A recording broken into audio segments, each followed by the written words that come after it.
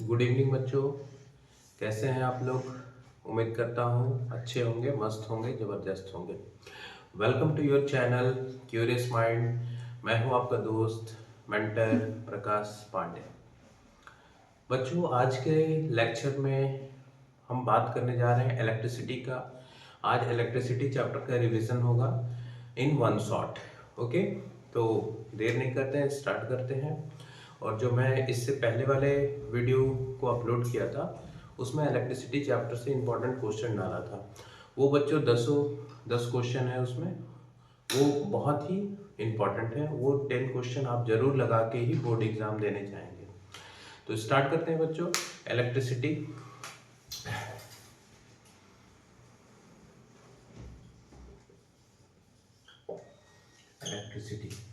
देखो बच्चों, ये रिवीजन बैच है, इसमें हम रिवीजन करेंगे तो हम शॉर्ट में ही बताते चलेंगे।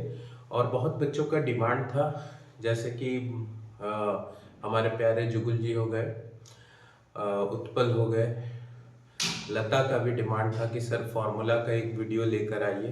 तो मैं सोचा फार्मूला की जगह एक क्विक शॉर्ट रिवीजन ही करा दूं। आइए बच्चों देखते हैं। तो इलेक्ट्रिसिटी की बात करते हैं। तो इलेक्ट्रिसिटी की बात हम कहाँ से स्टार्ट करते हैं? तो सबसे पहले हम लोग चार्ज के बारे में समझते हैं। तो बच्चों, चार्ज क्या होता है? What is charge? Charge is the intrinsic property of matter. ठीक है, आप जानते हैं कि मैटर के पास क्या होता है? मास होता है, वॉल्यूम होता है, और तीसरा प्रॉपर्टी ये हो गया कि उसके पास चार्ज होता है। चार्ज बच्चों दो तरह के होते हैं, एक पॉजिटिव और दूसरा नेगेटिव चार्ज। ठीक है, अब यहाँ हम चार्ज से रिलेटेड क्या पढ़े थे? क्वांटाइजेशन ऑफ चार्ज, यानी नेट चार्ज फाइंड करते थे। तो Q इज इक्वल टू क्या था? Ne था। Q is equal to Ne। SI unit की बात कर रहे हैं, कूलम। ठीक है, ये चार्ज था। इसके बाद आते हैं बच्चों करंट पे। करंट क्या पढ़े थे? Rate of flow of charge. Rate of flow of charge, यानी चार्ज का फ्लो किस रेट से फ्लो कर रहा है, उसको हम क्या कहेंगे? करंट कहेंगे। तो current is equal to rate of flow of charge. यानी बच्चों करंट को रिप्रेजेंट करेंगे I से। I is equal to Q by T. I is equal to Q by T, rate of flow of charge. अब बच्चों यहाँ पे देखो, I is equal to Q का वैल्यू हम पुट करते हैं, तो यहाँ से Q is equal to Ne derive किए हैं, तो Q के जगह पे Ne पुट कर सकते हैं, Ne बाई टी। तो I is equal to Q by T and I is equal to Ne by T. Current की SI यूनिट बेटा एम्पियर होता है। करंट का SI यूनिट क्या होगा? एम्पियर होगा। ठीक है, नोट कर लीजिए, स्क्रीनशॉट ले लीजिए, आगे बढ़ते हैं।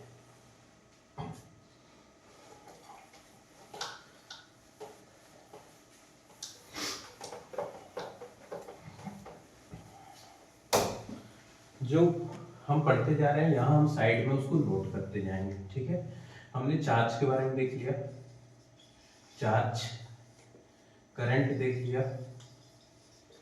नेक्स्ट हम लोग देखेंगे वोल्टेज और पोटेंशियल डिफरेंस। बच्चों देखिए, पोटेंशियल डिफरेंस और इसी का नाम है बच्चों वोल्टेज। ठीक है, देखो बच्चों, पोटेंशियल डिफरेंस या वोल्टेज दोनों जो है एक ही नाम, किसको कहेंगे? तो देखो V इज इक्वल टू होता है W by Q. V is equal to W by Q. इसका मतलब समझा दो, V is equal to W by Q का मतलब ये हुआ work done per unit charge. मतलब एक कूलम के चार्ज को किसी इंफिनिटी से किसी दूसरे फील्ड में लाने में जो हम वर्क डन करते हैं उसी को हम कहते हैं इलेक्ट्रिक पोटेंशियल या पोटेंशियल डिफरेंस कहते हैं। ठीक है, तो क्या हो गया? जैसे मान लो कि तुम्हारे पास वो एक बैटरी है, ठीक है, let us suppose that 12 volt की बैटरी। 12 वोल्ट का बैटरी का मतलब ये हुआ कि 12 जूल का वर्क हो रहा है कितने पे? एक कूलम के चार्ज को लाने में। ठीक है, तब जो है आपका पोटेंशियल डिफरेंस कितना हुआ? 12 वोल्ट होता है। ठीक, तो ये था बच्चों पोटेंशियल डिफरेंस। आगे बढ़ते हैं ओम्स लॉ। ओम्स लॉ, ठीक है। ओम्स लॉ ने एक स्टेटमेंट दिया कि at constant temperature the current flowing through a conductor is directly proportional to the potential difference across the end of the conductor. ठीक है, ओम्स लॉ ने क्या बोला कि the current flowing through a conductor is directly proportional to potential difference, यानी I is directly proportional to V और V is directly proportional to I। और यहां से एक रिलेशन दिया ओम्स ने, V is equal to IR, V is equal to IR। V voltage, I current and R क्या हुआ, रेजिस्टेंस। ठीक है, तो ये था बच्चों ओम्स लॉ। आगे बढ़ते हैं, रेजिस्टेंस के बारे में बात करेंगे, यहीं पे बात करते हैं। रेजिस्टेंस, रेजिस्टेंस क्या होता है, किसी भी कंडक्टर की ये प्रॉपर्टी होती है to oppose the flow of current, current के रोकने की प्रॉपर्टी या चार्ज के फ्लो को रोकने की प्रॉपर्टी को हम क्या कहते हैं, रेजिस्टेंस कहते हैं। ठीक है, तो बच्चों ओम्स लॉ ने यहां से हमें दिया V is equal to IR, तो R इज इक्वल टू हो जाएगा बच्चों V by I, R is equal to V by I, और रेजिस्टेंस की ऐसा यूनिट होती है बच्चों ओम। ठीक है, रेजिस्टेंस की ऐसा यूनिट ओम होती है। आगे बढ़े तो ओम्स लॉ हमने देखा, रेजिस्टेंस देखा। ठीक है, नेक्स्ट जो बात करेंगे, factors on which resistance depend, किन किन बातों पे रेजिस्टेंस डिपेंड करता है। इसको इरेज करें, स्क्रीनशॉट ले लीजिए।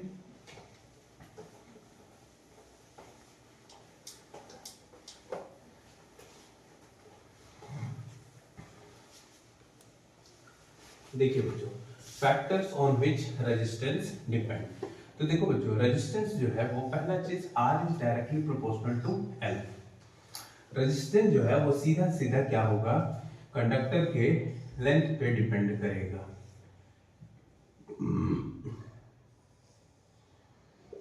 Resistance is directly proportional to L, यानी लेंथ बढ़ेगा तो रेजिस्टेंस बढ़ेगा, लेंथ घटेगा तो रेजिस्टेंस भी घटेगा। Second, R is inversely proportional to area of cross section.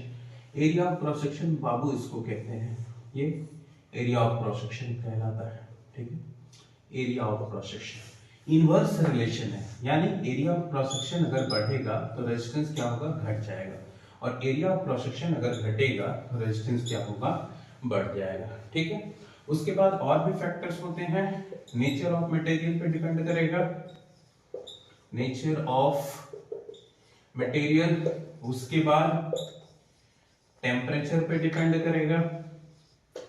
ठीक है, तो these are the factors on which the resistance of a conductor depend. बेटा कभी कभी ये पूछ लेता है कि रेजिस्टेंस पे कैसे डिपेंड करता है। ठीक है, तो रेजिस्टेंस पे जो है वो सीधा सीधा निर्भर करेगा, सॉरी टेम्परेचर पे जो है वो सीधा सीधा निर्भर करेगा। ठीक है ना, टेम्परेचर बढ़ाओगे तो रेजिस्टेंस बढ़ेगा, टेम्परेचर घटाओगे तो रेजिस्टेंस क्या होगा, घट जाएगा। ठीक है, तो ये बात हो गया बच्चों किसका, resistance, factors on which resistance depend, किन किन बातों पे जो है रेजिस्टेंस डिपेंड करता है। पहला बेटा R is directly proportional to L, R is inversely proportional to area of cross section, R जो है वो नेचर ऑफ मटेरियल पर डिपेंड करेगा, R depend on the temperature. ठीक, आगे बढ़े।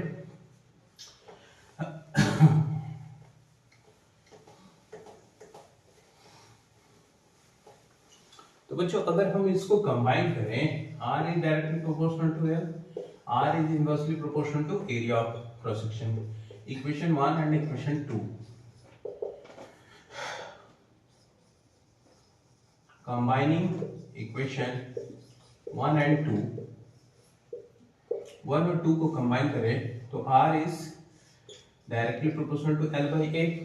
ठीक है, अब यहां से बेटा डायरेक्टली प्रोपोर्शनल का साइन हटाते हैं तो V क्या यूज करते हैं, कांस्टेंट ऑफ प्रोपोर्शनैलिटी, तो R is equal to rho L by A। Rho क्या हो गया बेटा, स्पेसिफिक रेजिस्टेंस, स्पेसिफिक रेजिस्टेंस, जिसका दूसरा नाम है रेजिस्टिविटी। ठीक है, तो बेटा यहां से आ गया R is equal to rho L by ए।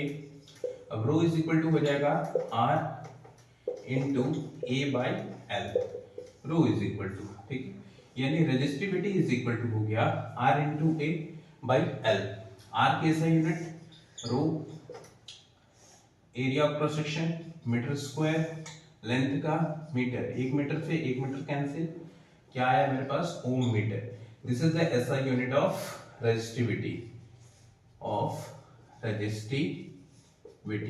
ठीक है। अगर एक लाइन में बताना होगा कि रेजिस्टिविटी क्या है, तो एक लाइन में बताएंगे, it is the material dependent property which resist the flow of charge. ये मटेरियल पे डिपेंड करता है कि वो अपने थ्रू कितना चार्ज को फ्लो होने देगा और कितना रुकेगा। हर एक अलग अलग मटेरियल की अलग अलग रेजिस्टिविटी होती है। आगे बढ़े, तो हमने बात कर लिया किसका, रेजिस्टिविटी का, रेजिस्टिविटी, ठीक है। आगे बढ़ते हैं बच्चों, स्क्रीनशॉट ले लीजिए। कॉम्बिनेशन ऑफ रजिस्टर्स, ठीक है। कैसे हम, मान लीजिए कि आपके पास 2-3 रजिस्टर दिए हुए हैं, कैसे हम उसको कंबाइन करेंगे। तो we have 2 methods, 2 method, combination of resistors. We have 2 methods. The first one is series and the second one is parallel. पहला बेटा सीरीज और दूसरा पैरेलल। सीरीज में क्या होता है बेटा, हेड टू टेल कनेक्शन होता है, हेड टू टेल कनेक्शन होता है। पैरेलल बेटा एंड टू एंड कनेक्शन होगा। आइए देखें सीरीज कॉम्बिनेशन और parallel combination. Suppose that we have 3 resistors, पहला का ये पहला हो गया, दूसरा का ये बेटा हेड हो गया और ये टेल हो गया। अब यहाँ दूसरा रजिस्टर आएगा, दूसरा का हेड पहले वाले के टेल से कनेक्ट होगा, ये कनेक्ट हुआ, फिर आ गया, अब इसका टेल नेक्स्ट वाले के हेड से कनेक्ट होगा, तो ये हो गया R1 R2 R3, head to tail head to tail head to tail head to tail head to tail head to tail connection रहेगा, ठीक है। मतलब एक दूसरे के पीछे कनेक्ट होते जाएंगे, तो ये हमारा क्या हो गया, सीरीज कनेक्शन हो गया। पैरेलल हो गया, पैरेलल कौन, पैरेलल बेटा एंड टू एंड, ठीक है। मान लो कि ये हमारे पास एक रजिस्टर है, दूसरा ये रजिस्टर हो गया और तीसरा ये रजिस्टर हो गया, ठीक है। अब इन तीनों को कंबाइन करना है,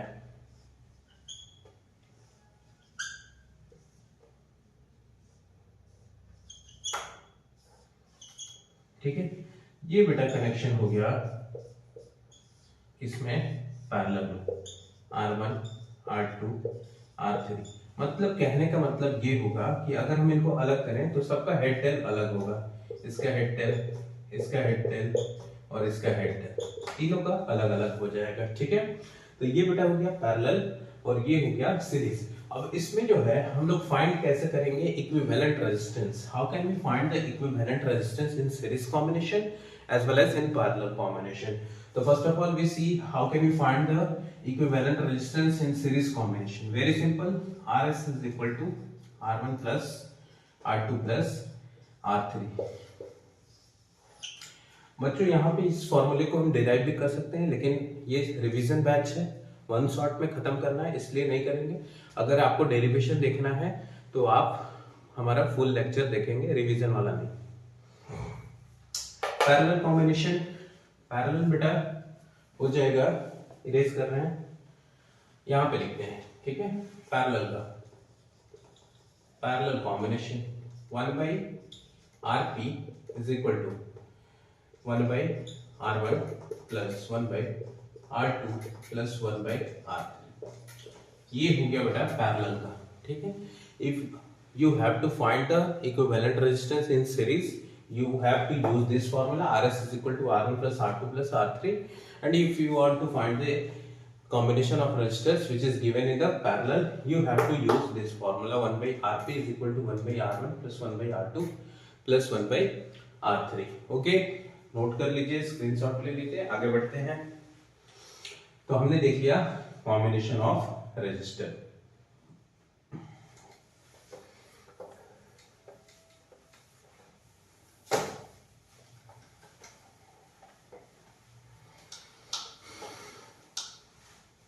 नेक्स्ट बच्चों हम बात करेंगे जूल्स लॉ ऑफ हीटिंग, या जिसको बच्चों कहते हैं heating effect of current. Heating effect of current. Heating effect of current. देखो बच्चों, हीटिंग इफेक्ट ऑफ करंट क्या होता है। लेट अस सपोज दैट किसी कंडक्टर के थ्रू जो है वो अगर रेजिस्टेंस फ्लो कर रहा है, ठीक है, और किसी कंडक्टर में जो है अगर आपका करंट फ्लो कर रहा है, ठीक, तो करंट फ्लो कर रहा है यानी चार्ज का फ्लो हो रहा है। अब चार्ज का फ्लो हो रहा है, वहां पे जो कंडक्टर है उसके भी कुछ मटेरियल है। अब उस मटेरियल और ये इलेक्ट्रॉन्स के फ्लो के बीच में क्या होता है, फ्रिक्शन होगा, और ये फ्रिक्शन होने से क्या होता है, हीट जनरेट होता है, ठीक है। उसी को जो है वो जूल्स ने एक लॉ बनाया कि दैट अगर किसी कंडक्टर के थ्रू इलेक्ट्रॉन्स का फ्लो हो रहा है तो उसमें क्या जनरेट हो रहा है, हीट जनरेट हो रहा है, and that is equal to H is equal to I square RT। H is equal to I square RT। I बेटा current, R resistance, and T time, ठीक है। हीट है, ऐसा यूनिट क्या होगा शर्मा जी, जूल होगा, ठीक। हीट तक हो गया, आगे बढ़े, इरेज करते हैं।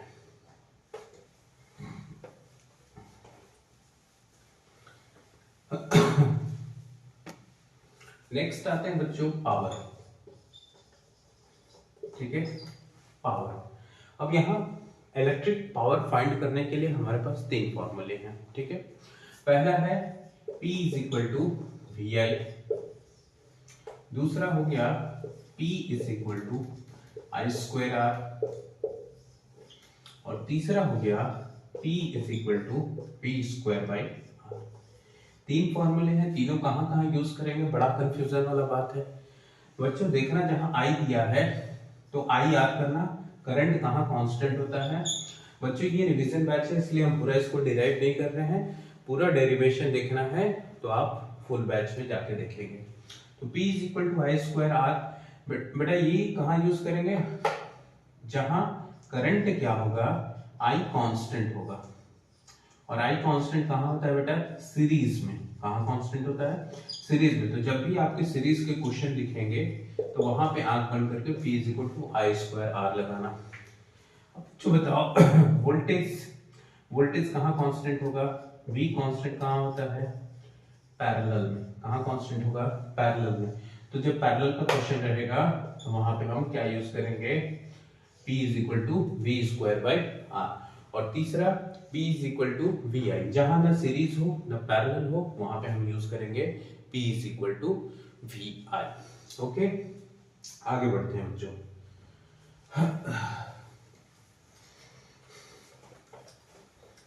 तो हमने देख लिया पावर, ठीक है।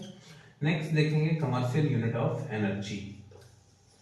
कमर्शियल यूनिट ऑफ एनर्जी, ठीक है, कमर्शियल यूनिट ऑफ एनर्जी, ठीक। तो देखो बच्चों P इज इक्वल टू होता है E बाई टी। हमने पढ़ा था पावर इज इक्वल टू क्या होता है, रेट ऑफ डूइंग वर्क यानी W बाई टी, और we already know that the work and energy are both are interchangeable, ठीक है। तो वर्क डन की जगह पे हमने क्या लिख दिया, E लिख दिया, ठीक है। अब ये E कौन सा हो गया, इलेक्ट्रिकल एनर्जी। अब इलेक्ट्रिकल एनर्जी निकालने के लिए ये T को उधर भेज दो, तो E इज इक्वल टू क्या हो गया, P into T. Energy is equal to power into time. अब यहाँ कमर्शियल यूनिट की बात हो रही है, तो कमर्शियल यूनिट में यूनिट हम क्या करेंगे, पावर का किलोवाट, और टाइम का क्या यूज करेंगे, आवर। तो कमर्शियल यूनिट की, कमर्शियल एनर्जी की यूनिट हो जाएगी किलोवाट आवर, ठीक है। E is equal to kilowatt hour, ठीक है। तो ये हो गया बच्चों आपका इलेक्ट्रिसिटी इन वन शॉट, जिसमें हमने बात किया चार्ज के बारे में, current, voltage, Ohm's law, resistance, factor on which resistance depend, resistivity, combination of resistors, Joule's law of heating, power, commercial unit of energy. ठीक है बच्चों, तो आज के लिए इतना ही रहने दे रहे हैं। और आपको एक इम्पॉर्टेंट बात बतानी थी कि मैं जैसा बोला था कि फरवरी में एक पेपर सेट करूंगा और उस पेपर का यहाँ डिस्कशन करूंगा और साथ साथ उस पेपर को टेलीग्राम चैनल पे डालूंगा, जिससे कि बच्चों 80% क्वेश्चन बोर्ड के पेपर में देखने को मिलेगा। ठीक है ना, वो पेपर से आपका 80% क्वेश्चन जो है वो मैच करेगा। ठीक, थैंक यू बच्चों, फिर मिलते हैं अगले क्लास में। और अगले क्लास में जो है वो मैग्नेटिक इफेक्ट का हम वन शॉट रिवीजन करेंगे। थैंक यू, जय हिंद।